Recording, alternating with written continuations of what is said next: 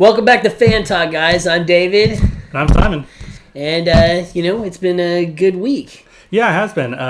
Our weekly roundup is a little later than usual this week just because back to school, family stuff, vacation. I was on vacation, Florida. Destin, not Texas. Not farther. Houston. Destin, farther south. Fantastic. You should go there. Austin, Massachusetts. Massachusetts? Love that movie.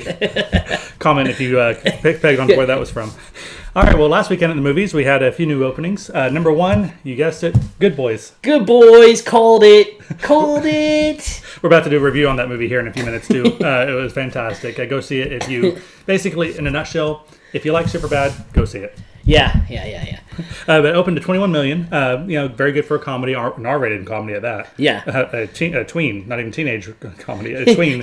You can't even watch this movie, but you can act in it. But comedy budget, 20 million. It's already made budget. Yeah. So it's in the clear. It hasn't opened worldwide yet, but it's gonna do well for itself, and it might be the August breakout that we were looking that for. we were talking about. I had a feeling. about this one. So and it's I'm not gonna get too deep into the review, but it's not just what you see in the preview. 12-year-olds with potty mouths. It's actually got a bit of a heart to it, and it's an overall pretty good movie. It has that stuff too. Don't get me wrong, but it relies on just more than that to get it through.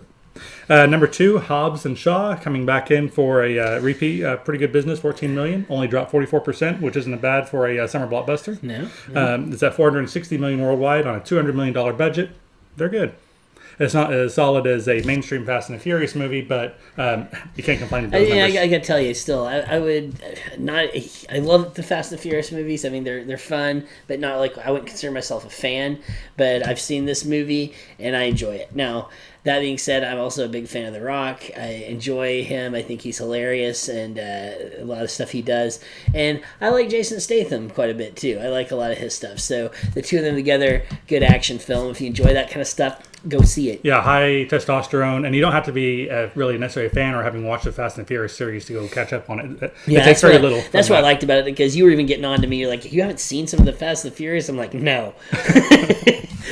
But I walked in that movie and I was just like, oh yeah, I didn't need to see any of those others. I was like, this was good enough. Well, the Fast and the Furious, the four first ones are to racing movies, and then they abandoned that for basically ensemble world trotting heist movies. Yeah. High action. Yeah. No, it's a jump from skyscraper to skyscraper in a car. Yeah. Next to the moon. Coming in third, Lion King, coming back for a solid third place, 12 million, only 39% drop, which is getting bit more than what we expected for this kind of movie, but live action. Disney. You go with that live action. I did the quotes. But that's more of what you would think for a family movie or a animated movie, which should be more accurate. It's at 1.46 billion worldwide. Disney really needed another $1 billion movie this year. They did.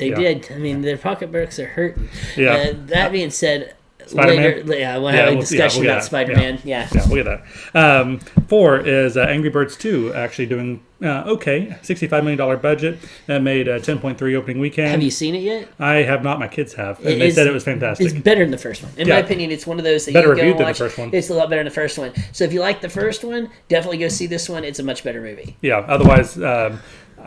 even though worldwide it's at 50 million on the first weekend, I mean, budget of 65, it's not going to do fantastic. No, but the thing is okay. Who would have expected?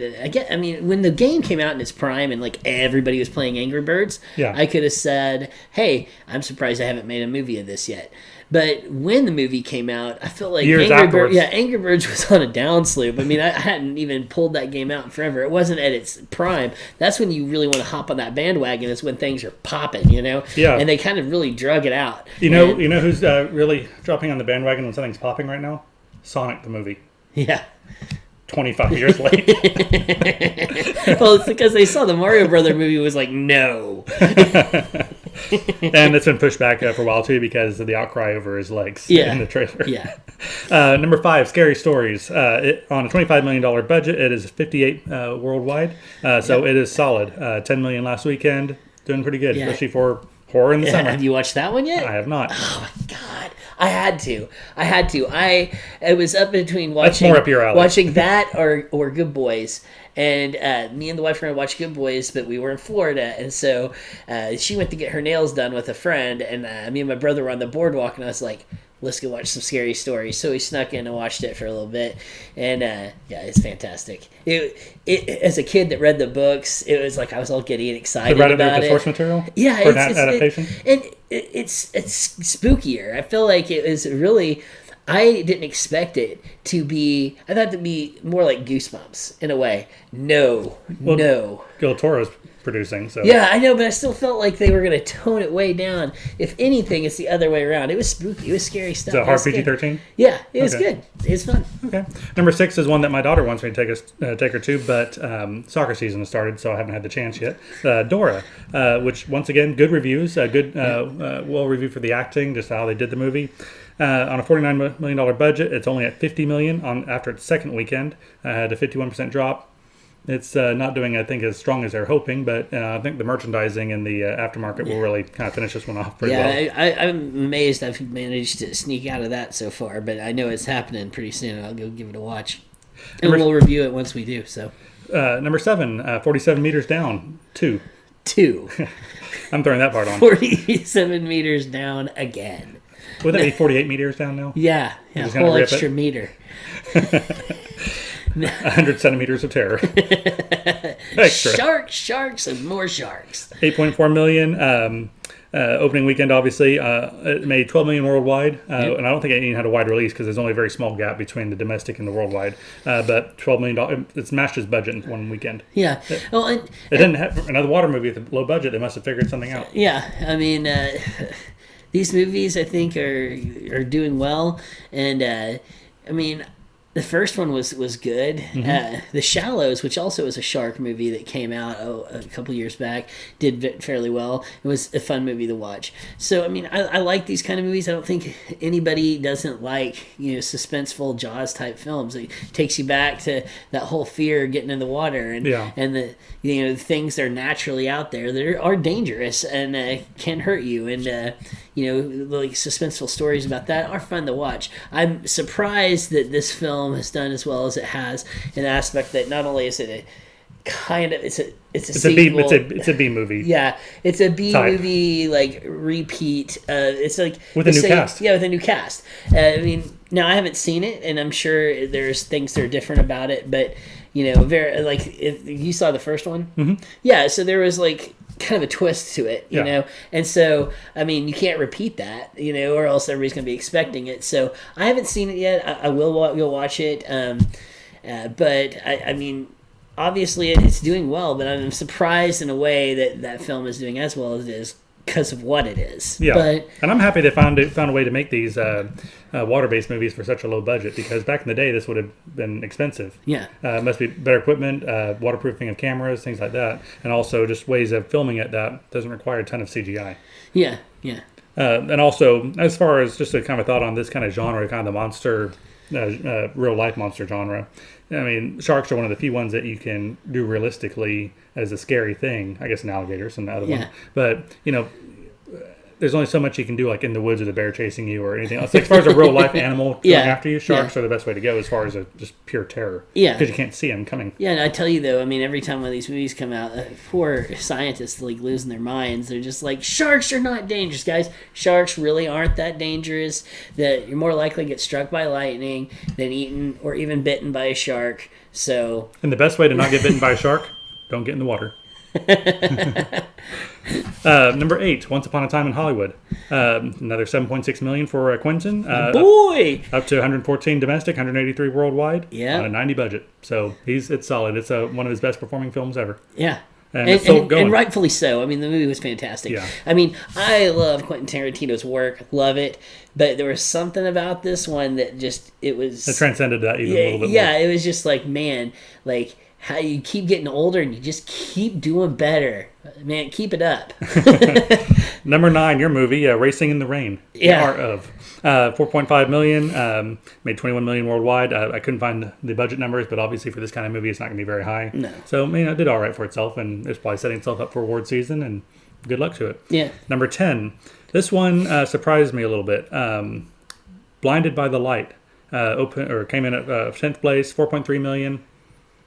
it's kind of finally had a miss on those music-ish movies that have been coming out. You know, you had the Queen one last year, the Elton John, you had the Beatles themed one, and this is now the Bruce Springsteen themed one that hit in pretty low on the opening list. And well, and the difference though is you can also say that a lot of those other films have really been biography kind of films about the singers, where now yesterday was not, but that was also heavily. The theme of it was heavily Beatles because the guy is performing Beatles songs. Yeah, but this was more Bruce Springsteen was a back burner. I mean, I think if the film was about Bruce Springsteen and his life and him coming up in music, I think it would have been massively popular. I think that there's a lot of people who would like to see that story. This is a little bit different, and it's competing against a lot of other things out there. There's a big diverse thing out there. Yeah, so... My thing on that one, on Blinded by the Light, is I'm wondering if just the demographics aren't right for it, because Bruce Springsteen is an American idol. Obviously, he's liked worldwide, but he's an American musician and primarily loved here. The story is about a Indian, Southern Asian Indian in England in the 80s, which American audiences aren't going to be as interested in. Yeah. And likewise, going over to either India or England, they might be interested in that aspect of it, but not as familiar with the music. Yeah. So it might be just a bit of a mismatch. It's kind of one of those things, a mismatch that just didn't go well. And also, sometimes you have to look at when a movie's released. This could have been one of those films that would have just exploded, 6 months from now. But right now, it just was not the right time. Also, it hasn't gone worldwide yet, so it might just be a slow burn as well. Yeah, we'll see. Speaking of other movies that have this whole... particular musician theme to it, like they either do the soundtrack or it's about the musician. I saw a trailer the other day for a one coming out this Christmas called Last Christmas, featuring the music of Wham / George Michael. Yeah, Wham! And it's a romantic Christmas comedy. I was thinking Love Actually the whole time watching it, and I'm like, yeah, gonna take the wife to this one. But it doesn't look that. Oh, it has Amelia Clark in it too, so there we go. Looking ahead to next weekend, a.k.a. today. Actually, on last Wednesday, 2 days ago, Ready or Not came out. Have you heard about that one? I have not, actually. Okay, this is right up your alley. Black comedy horror movie. A newlywed gets hunted by her spouse's family for sport. That's right up my alley. Rotten Tomatoes, 87%. Dude, what's it called? Ready or Not. Man, I'm going to go see that. I feel bad. Like I said, I was on vacation, so I kind of got behind on everything. So starring Samara Weaving, Mark O'Brien, and then a couple names we will recognize, Adam Brody and Andy McDowell. Okay. Made by Fox, distributed by Disney, which is interesting considering news we have later. Low budget of $6 million, but this sounds like something that you would have your homework for the weekend. Should you choose to accept. I shall go and watch this film. But I'm impressed with the Rotten Tomatoes score for the type of movie it is. Yeah, well, I mean, Rotten Tomatoes, I feel like is a pretty good judge on movies quality, not necessarily weighted by genre. Like you see certain critical reviews, and they're like, "Oh, this movie's 2 stars." I'm like, "Yeah, but that's a really good horror movie." They're just doing 2 stars because it's horror. Yeah. Meanwhile, Rotten Tomatoes is a good, I think it handles that pretty well. Yeah. Opening today is a movie actually I'm going to go see this weekend. Angel Has Fallen. Are you a fan of the series? And it's good, and I like Gerard Butler, right? Yep. Scottish. He's fantastic. I loved him ever since 300. ever since 300. I love you 3000. This is Sparta. It's a good series, and it looks fun. Of course, I like spy movies. I mean, how can you not like a spy movie? Kind of considering the other kind of movies out this year, it's more of a realistic. That's a stretch. Yeah. No, but I did like the fact that they're incorporating the drones. Like the very beginning, it's like the from the preview. That's the world we're going towards. I mean, I was just in Florida dealing with a bunch of my military buddies and that are out there, and we're talking about how a lot of the stuff we were doing in the Army, we were flying drones and we were going in and doing stuff, and a lot of that's incorporated now even more into military and even more into normal life. I mean, they're talking about it's like a couple of years off that we'll have drones picking you up and carrying you to places of destination, like taxis they're talking about. So stuff like that incorporated in the films. I mean, I think it's good to see that, that style of warfare and things. I mean, there's things that people need to be more concerned about as things go forward. Yeah. So, and I've seen the last, I think it was Super Bowl, and then maybe in the last Olympics they had big drone presentations as part of the opening or the halftime shows. So it's getting there. Yeah. And I say realistic-ish is it's not a comic book movie, and it's not an over the top like Hobbs Shaw. I mean, the Angel Has Fallen is obviously there's a lot of license with a lot of things on that, but it has a more slightly grounded than those other ones in comparison. I mean, you can really kind of stretch it on that. But obviously, Gerard Butler, Morgan Freeman is back, presumably as the president. Has Nick Nolte still alive? Yes, Nick Nolte. Glad to hear. Yeah. Jada Pinkett Smith. Budget of $80 million. So that's actually a slight increase from the predecessors.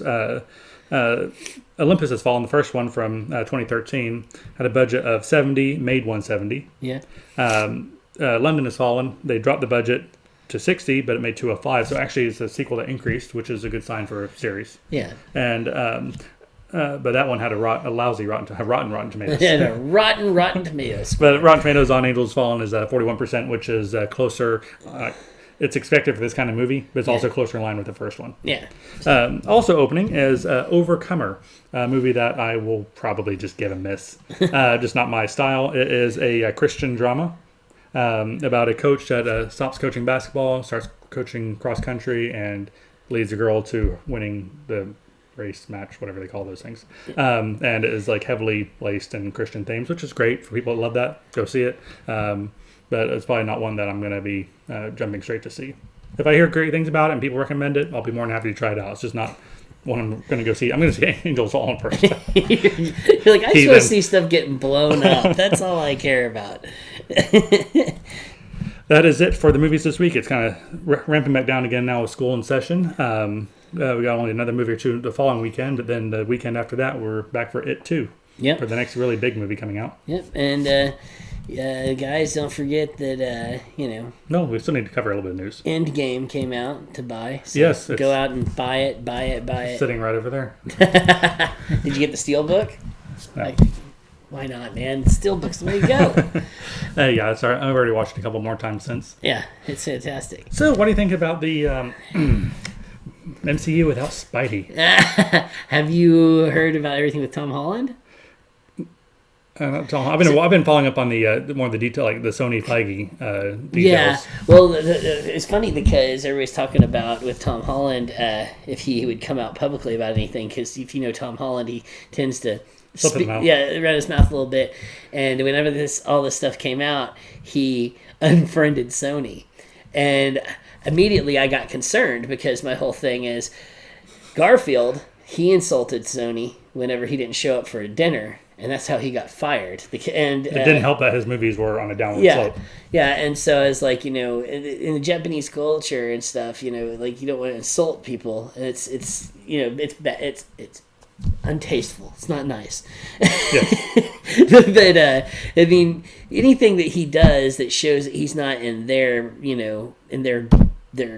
team, is a good chance that he can get the axe. I don't think they'd let him go just yet that easy, especially if they're also going to try and mess around with Disney a little bit. Yeah, but on the flip side of things, though, I will say this. I feel like Disney's being a little bit greedy. To a point. I think it's a negotiating tact or a starting point. My opinion on it is they offered, because before Disney paid only a small percentage of the budgets of the movies and then took 5% of the profits. Yeah. Then they offered to basically pay for half of the budgets and get half the profits. Yeah. And so, but the whole flip side of that is they get all the merchandising. Yeah. So they get all the merchandising for Spider-Man, every penny, and they're not willing to give up any of that, but they want to take half of their money too. After paying for half of it. Yeah, I get that, but you also understand that the money put out is not going to be anywhere near the money made, and they know that. And I feel like Disney needs to. It'd be one thing too if Disney was a company that's hurting, but let's be honest, folks. They're also loaning their actors. Star Wars. They bought all these huge franchises. They had how many $billion movies this year? I don't know, 5 or 6 now? Yeah. 5? Yeah, 5. Last count, and still counting. The year's not over yet. So Frozen and Star Wars might make it. Yeah. So, I mean, we're just sitting here, and I'm just saying that, that Disney isn't hurting. And so at some point, I feel like you got to think about the fans, right? It's a business. You're here to make money, but they're going to make money either way. This is an ongoing talk. Unfortunately, I think that some of it spilled out into the open. Yeah. This isn't over until it's over, basically. I mean, no. So, and there's too much money. Let's be honest, folks. There's too much money for everybody, for either side, to really flush it down the toilet. And I feel like this is something they're going to come to an agreement on eventually. I think things are going to work out. But in the meantime, there can be a lot of cannon fodder, and you can find that things can quickly escalate in ways that you don't want them to. Sony put out a pretty good tweet about the whole thing, that to try and minimize the whole thing, saying like, this isn't as bad as what the media's been reporting. This is more about producer credit on the movies as opposed to like any major negotiation breakdown, is what Sony's official line on it was. Yeah. So I think that a lot of it has been sensationalized a bit. Yeah. And it's far from over. It's not like, both of them have just like dusted their hands and walked it out. Yeah. Well, they still have another movie to do. Yeah. I mean, there's still another Spider-Man movie to come out, guys. I mean, so let's just be honest. We still have one more. So everybody's saying Spider-Man's not a part of the MCU.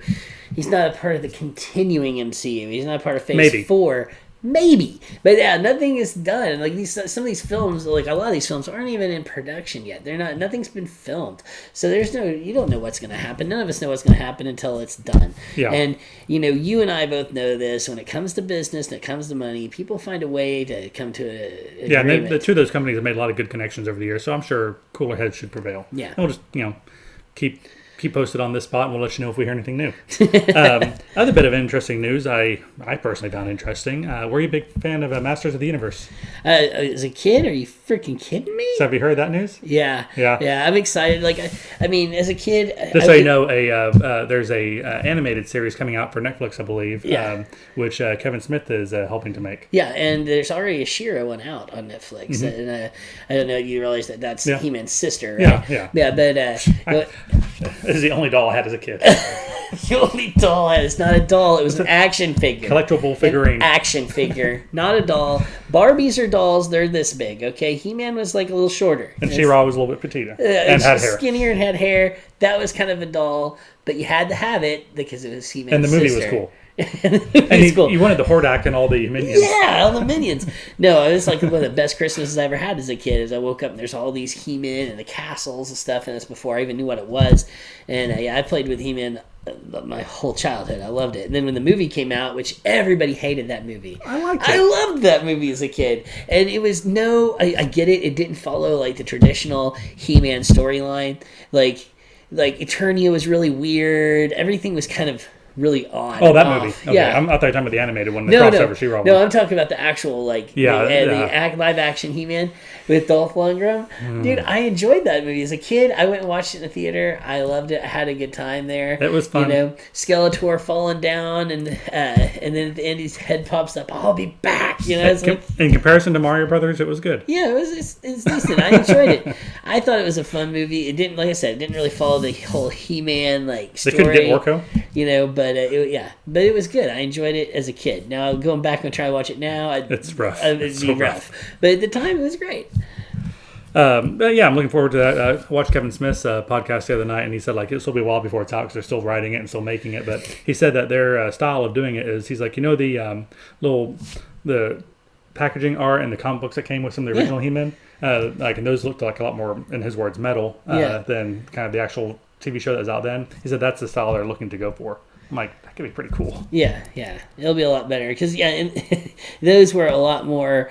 Well, do you remember the comic book and / there was an animated series like Heavy Metal? Mm-hmm. They were a lot more kind of drawn in that fashion, not quite as risque by any stretch, but I mean, it was kind of like that. In fact, I was at Barnes & Noble not too long ago, and they had a big giant book which had all the little mini comics from every single He-Man ever. Oh, that'd be cool. And I was like, I'm going to buy it. So, but yeah, if it's drawn more to that style, it'll be a lot more fun. So, and it'll probably be a lot different than the cartoon codes they had at the time, because that's the first time that they're allowed to really do merchandising cartoon tie-in with toys, because there's restrictions against that before the 80s, and that's why in the 80s you see that exploded G.I. Joe, Transformers, all them. Oh yeah, and the rules on that was they couldn't show the kids' toys characters like He-Man using weapons, melee weapons against the enemies. So he has the battle axe and the sword. He never once uses them in the cartoons. He always puts them away and then hand-to-hand wrestling. Yeah. Well, also, it's one of those things, too, in the 80s and all that. I was watching the show, actually. It's a great documentary about toys and things like that. And they're talking about how, all the cartoons weren't really aimed at being a cartoon. It was like a 30-minute commercial. Yeah. And it was all 30-minute commercials to sell top toys. And then if you think about it, though, at that time, it was a heyday of toys. Like, every cartoon had toys. I mean, every video game had toys. toys. I mean, there is like Mega Man, there is like Captain and the Game Master, and it encompassed like all the different video games, and there was toy lines for all that. Yeah. You know, everything was to sell a product. Transformers is probably, in my opinion, the most blatantly bad about that. I loved all the Transformers stuff, but still, and I had tons of the toys and the comic books and everything else, but each of the seasons of the show, introduce all the new characters that come out every single time and pushing away the old ones. And then the animated movie, was specifically about wiping clean the toy line and starting a new one. Yeah. Which is why they killed off everybody in the first 20 minutes. Brilliant! And then wondered why all the kids walked out there crying because Optimus died. Anyway, looking forward to that coming out, even though it might be a year or two down the pipeline, but I'm excited. Well, until next time, guys, thanks for watching. Please remember to subscribe, and we'll talk to you soon. Take it easy.